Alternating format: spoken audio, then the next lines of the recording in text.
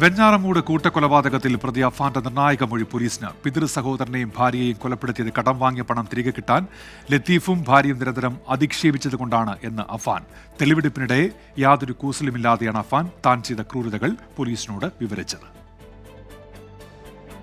80,000 രൂപ ലത്തീഫിൽ നിന്ന് കടം വാങ്ങിയിരുന്നു.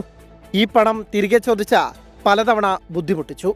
പിതാവിന്റെ ഉമ്മയുടെ സ്വർണം വാങ്ങുന്നതിനും തടസ്സം നിന്നത് ലത്തീഫായിരുന്നു.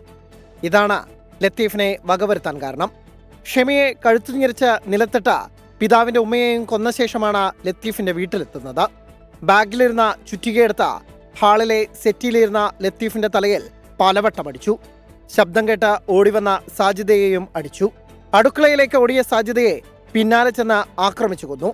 ലത്തീഫിന്റെ മൊബൈലും കാറിന്റെ താക്കോലും 50 മീറ്റർ അപ്പുറം കാട്ടിലേക്ക് എറിഞ്ഞ ശേഷം വീട്ടിലേക്ക് പോയെന്നും അഫാൻ മൊഴി നൽകി.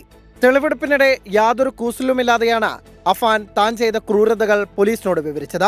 ആക്രമണം തടസ്സപ്പെടുത്തുന്നവരുടെ കണ്ണിലേക്കെറിയാൻ മുളകുപൊടിയും അഫാൻ വാങ്ങിച്ചു വെച്ചിരുന്നു. ആയുധം സൂക്ഷിച്ചിരുന്ന ബാഗിലാണ് മുളകുപൊടി ഉണ്ടായിരുന്നത്. 24 തിരുവനന്തപുരം.